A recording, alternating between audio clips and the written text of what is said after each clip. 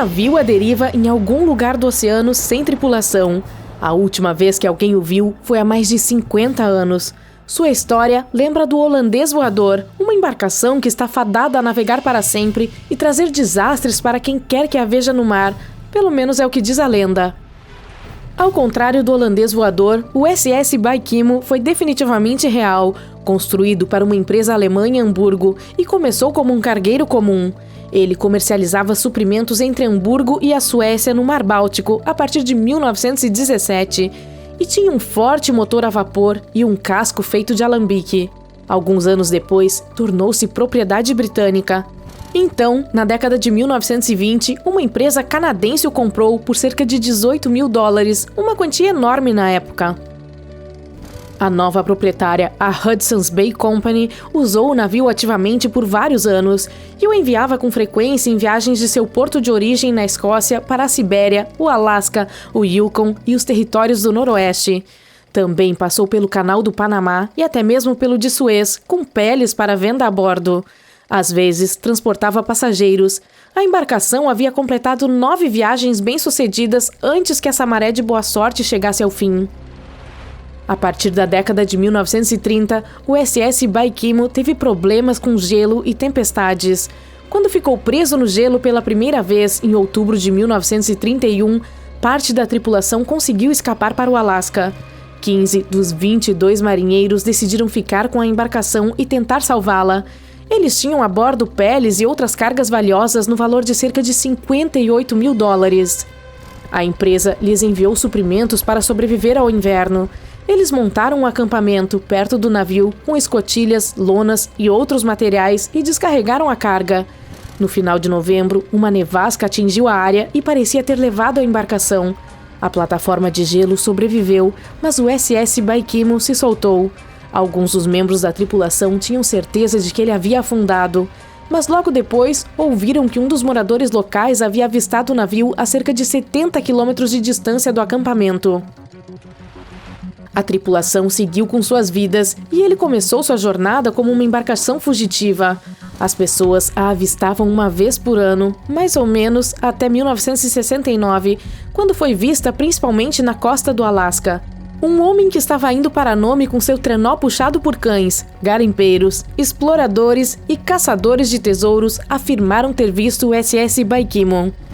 Alguém tentou subir nele e levá-lo ao porto, mas acabou ficando preso nele por dias devido ao mau tempo. Outros tiveram mais sorte e conseguiram levar uma baleeira, alguns móveis e outros objetos de valor que estavam nele. Aqueles que chegaram perto viram que a embarcação estava danificada e sem a hélice. Ainda assim, ela permaneceu flutuando sem tripulação por pelo menos 38 anos e se tornou o navio fantasma que navegou por mais tempo na história. Em 2006, as autoridades do Alasca iniciaram um projeto para solucionar o mistério desse fantasma do Ártico e finalmente encontrar o SS Baikimo, fosse acima ou abaixo da água. Até o momento, o projeto não foi bem sucedido. O fugitivo continua sendo um dos cerca de 4 mil barcos que desapareceram nas costas do Alasca. Se a lenda do século XVII não estiver mentindo, ele pode estar navegando em algum lugar com o Holandês Voador, que pertenceu à Companhia Holandesa das Índias Orientais. Seu capitão conseguiu fazer o impossível para a época e navegou da Holanda à Indonésia em apenas 3 meses. Diziam que ele estava voando sobre o mar, e algumas más línguas explicavam que havia feito um acordo com as forças do mal para conseguir esse feito. Quando o navio estava voltando para casa, o capitão e a tripulação desapareceram sem deixar vestígios. Há muitas versões sobre o que aconteceu. Uma das primeiras diz que a embarcação tentou entrar no porto do Cabo da Boa Esperança, caiu em uma terrível tempestade e afundou, pois não havia capitão para salvá-lo. Outra lenda diz que o capitão se recusou a obedecer aos céus e afundou durante a tempestade. Uma forma de luz assustadora atingiu então o navio e a tripulação, e ele foi condenado a vagar para sempre sem descanso. Muitos marinheiros afirmaram ter avistado o holandês errante.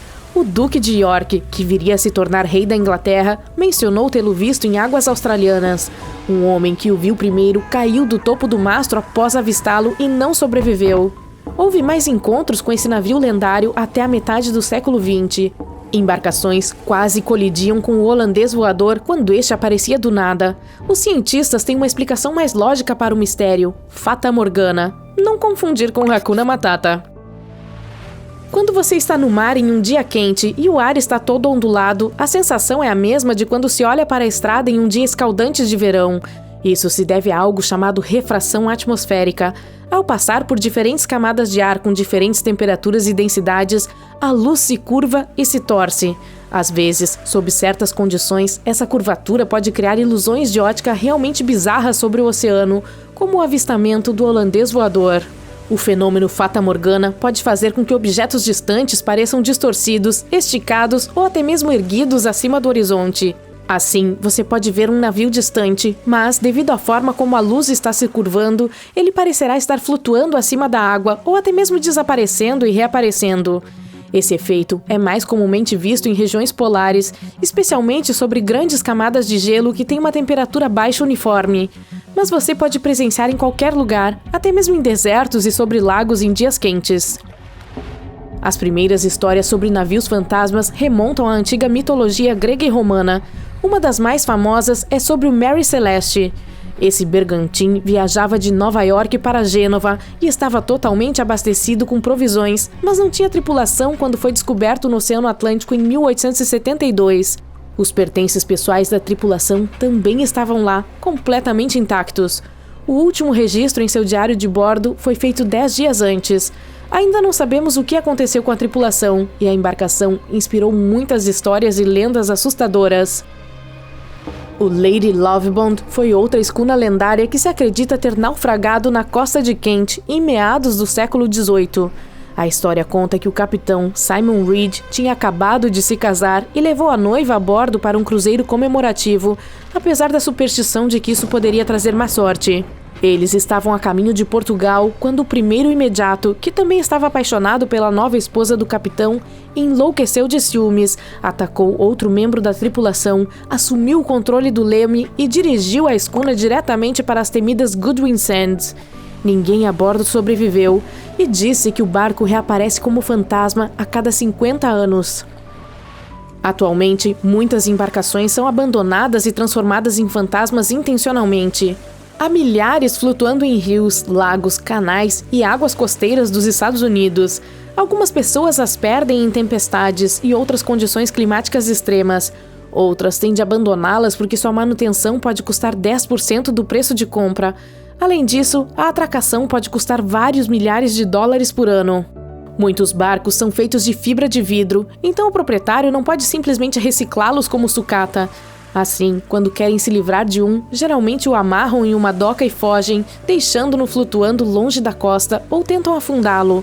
Quando as embarcações fantasmas submergem em águas rasas, podem causar danos aos recifes de coral, mangues, pântanos, habitats de ostras e áreas úmidas. Além disso, podem colidir com navios e causar problemas reais. Portanto, não faça isso, certo?